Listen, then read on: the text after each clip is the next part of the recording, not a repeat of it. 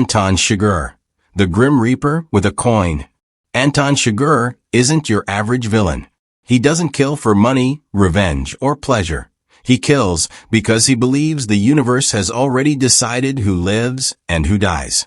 With his deadpan expression, unsettling calmness, and a cattle bolt gun in hand, Anton is less of a man and more of an unstoppable force of nature.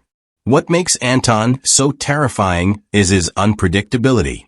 He'll let you live if you win a coin toss, but if fate decides otherwise, you're as good as dead. There's no negotiating with him, only gambling, and the stakes are always your life. His eerie politeness makes him even more chilling. He speaks with an almost poetic precision, as if he's simply carrying out the will of the universe. Despite his seemingly emotionless demeanor, Anton follows a strict personal code. He believes in fate, in the inevitability of death, and in the idea that people seal their own doom through their actions. But his biggest flaw is also his defining belief. He puts too much faith in destiny. Even when he survives a brutal car crash, staggering away covered in blood, you're left wondering, is he lucky, cursed, or simply the embodiment of death itself? Anton Chigurh isn't just a villain.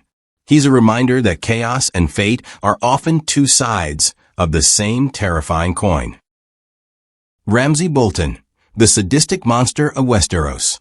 Ramsay Bolton is the kind of villain that makes others look like misunderstood souls having a bad day. If you ever wondered what pure, unfiltered cruelty looks like, Ramsay is the answer. Born a bastard, he clawed his way to legitimacy using lies, murder, and psychological warfare that would make even the most twisted mind shudder. Unlike Joffrey Baratheon, who was a bratty tyrant, Ramsay was a master of manipulation with a talent for breaking people beyond repair. His cruelty knew no bounds. He didn't just defeat his enemies, he stripped them of their identity and turned them into nothing. Theon Greyjoy, once a proud prince, was reduced to a broken man called Reek. Ramsay didn't just physically torture him. He shattered his mind.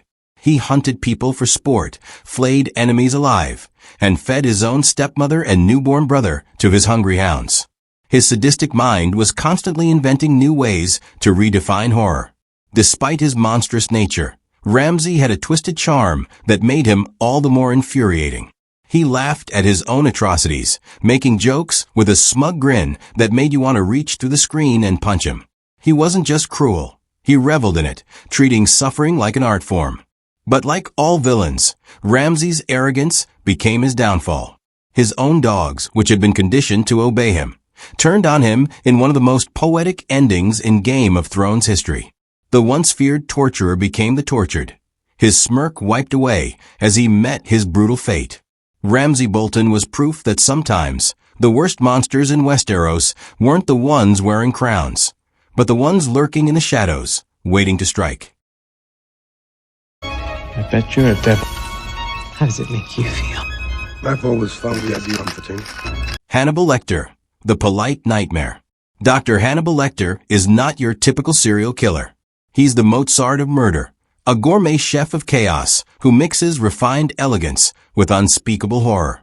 With his razor-sharp intellect, impeccable manners, and taste for fine dining, including human flesh, Hannibal redefines sophistication in the most disturbing way. A brilliant psychiatrist turned psychopathic killer, Hannibal doesn't just kill, he curates his crimes like an artist. He's disarmingly polite, well-read, and has a dark sense of humor that almost makes you forget he's a monster. His conversations with Clarice Starling in The Silence of the Lambs are legendary, dripping with tension, wit, and the chilling certainty that he knows more about you than you do. Hannibal doesn't need chainsaws or masks to be terrifying. His mind is his deadliest weapon, capable of manipulating anyone from FBI agents to fellow serial killers. He plays chess with people's lives, and by the time they realize they're in checkmate, it's already too late. But what makes him truly horrifying is his twisted sense of artistry.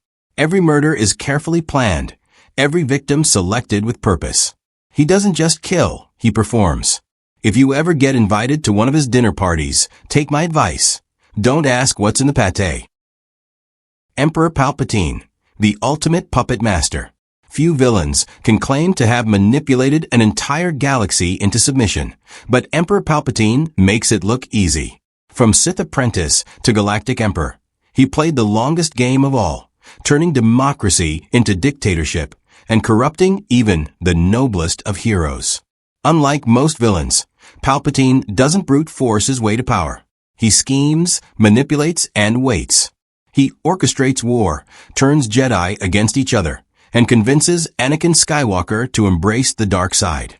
And when he finally unleashes his full power, he does it with unlimited energy, literally shooting lightning from his hands. Even when thrown down a reactor shaft, Palpatine refuses to die. Decades later, he returns, proving that the only thing more persistent than the Sith is his ability to keep coming back. Love him or hate him, Palpatine is the ultimate reminder that sometimes evil wins by being patient. Iago, the master of lies. Shakespeare gave the world many iconic villains, but none as masterfully manipulative as Iago. He doesn't wield a sword or magic, just words.